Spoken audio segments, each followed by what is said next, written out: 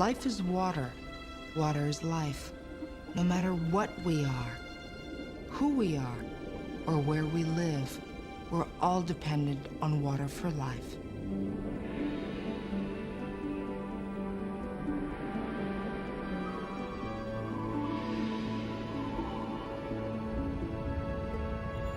Our little blue planet, third from the sun, is 70% covered by water.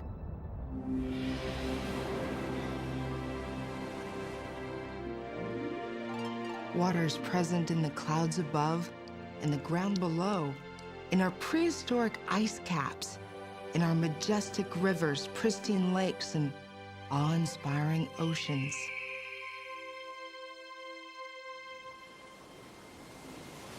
All these different forms of water, all interconnected in the fabric of life. Meaning what we do to one affects them all.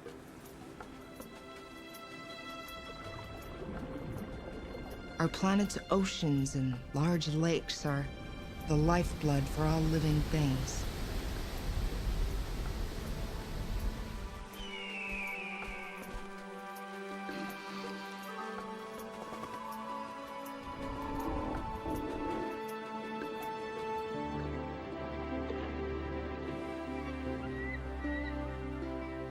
With more than 243,000 kilometers of coasts along 3 oceans, the Pacific, Arctic, and Atlantic, Canada has the world's longest coastline. Added to this number is 9,500 kilometers along our equally impressive Great Lakes. In total, we have more than 5 million square kilometers in marine waters. Think about it. That's a lot of water and a lot of responsibility. Canada is the country that's got the longest coastline of any in the world.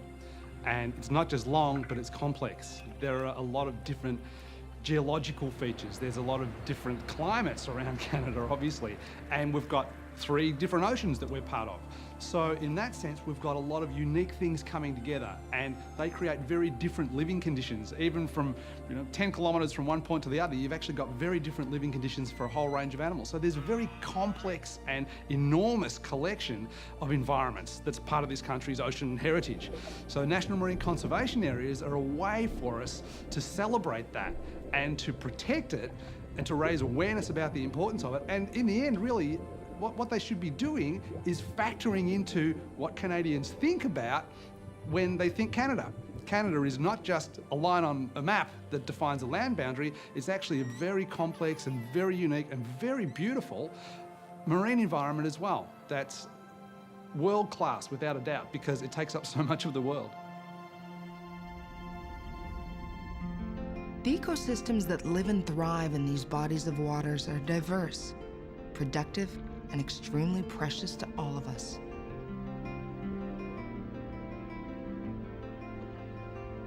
Water has played a major role in shaping our history and economy. We all have a national and international responsibility to protect areas of our water for present and future generations. Taimai lang upigi ya hakaptigu imang. Taimali ataatamnud.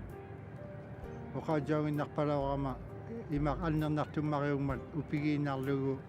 Imirtavulunit uvalunit atoktavul. Aguna sugbigi waktavul taman tareo. Upin naktumariumat. Kauyimai naktutigu piroksabluta kisiani litaimu ublumiulattok. Canada miulukta kauyimai ya khalamata kanok aksor nakti mga imak. Ammalo kanok anyan nakti mga imak. Ujiro sugi akhalakmata tamanna imak piyun na kalwakpat nunabut ako niyong itok sokok palilagayakto.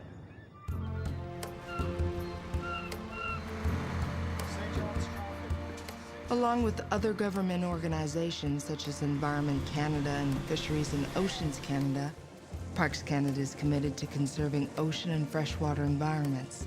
Together, they're creating a family of federal marine protected areas.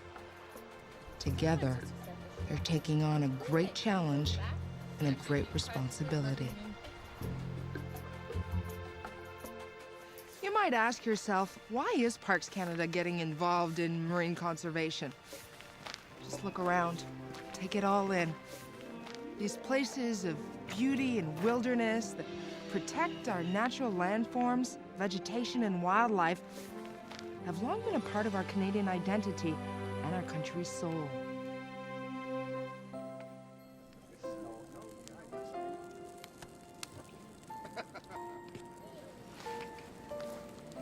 Can you imagine even one of our national parks not being here for our children or for their children? Well, the same goes for the National Marine Conservation Areas. Parks Canada is creating National Marine Conservation Areas, or NMCAs, for the same reason they created a wondrous system of national parks, so they'll always be here for us and for those who follow.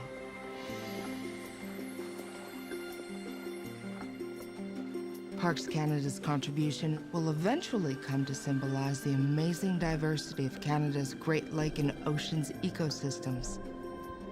These irreplaceable bodies of water are welcome newcomers to their already established and celebrated network of nationally significant places that help us, as Canadians, to discover and understand our natural and cultural heritage. There are already NMCAs in place to explore and enjoy, with more planned.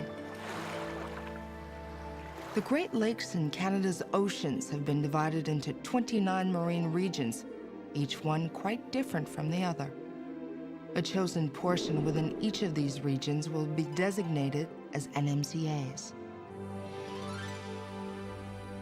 Individually, these national marine conservation areas will be made up of a combination of physical, biological, and oceanographic characteristics, and may include estuaries, islands, and coastal lands.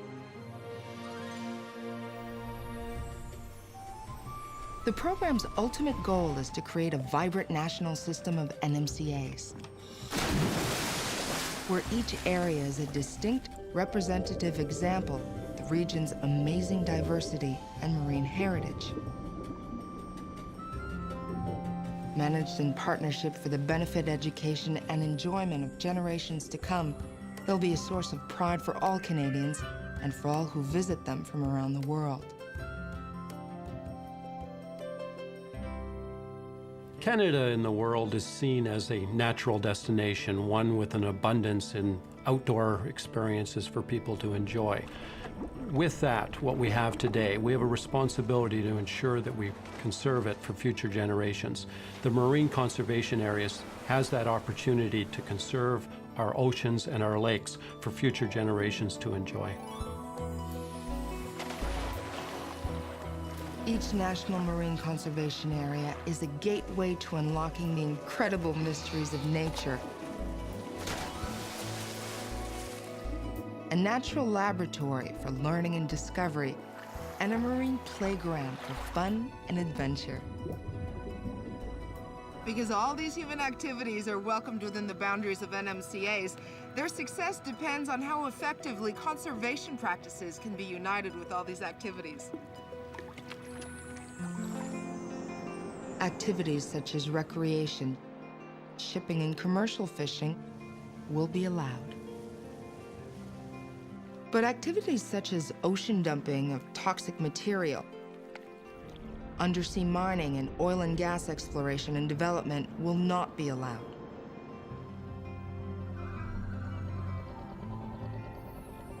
National Marine Conservation Areas give us a greater appreciation for our oceans and Great Lakes. They further our understanding of human and natural changes to marine environments, and they show us the way to solutions to the problems that they face. I think people are very much understanding the fact that our marine environments, not only around Canada, but the oceans of the world are in trouble. And you just have to look at some of the latest scientific research that has been published. Some of it has come from scientists in Canada. One of the most recent one is that only 10% of the large fish species in the world are left. So we have fished out of all of the oceans of the world 90% of the largest fish. And so that has to tell you that we are having a major impact then on the web of life in the oceans, and that we have to do something to protect it. It's impossible to put a fence around a national marine conservation area to either keep things in or to keep things out. Even though each NMCA has clearly marked boundaries you can see on a map, they're fluid and are in constant motion, along with many of their inhabitants, making them extremely vulnerable to harmful activities near and far from them.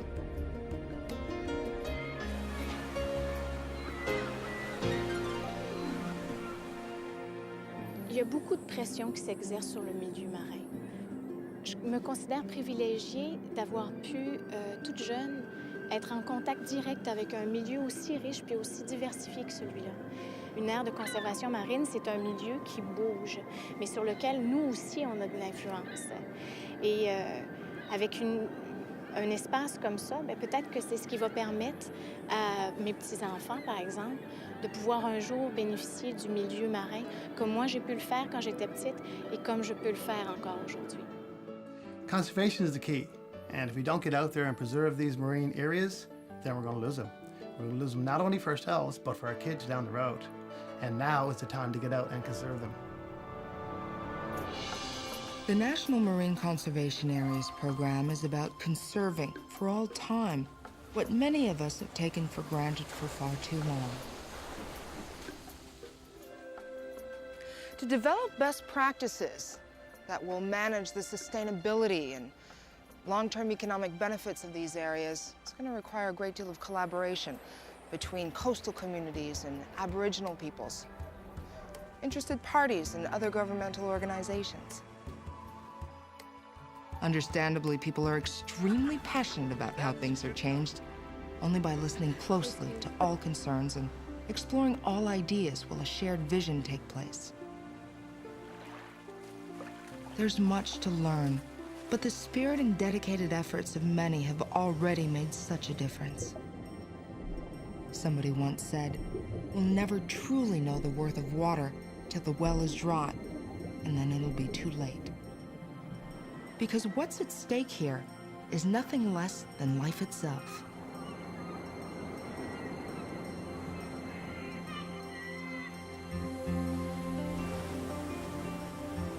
Together we can do something now, so this may last for all time. Water, it's part of us every day in so many ways.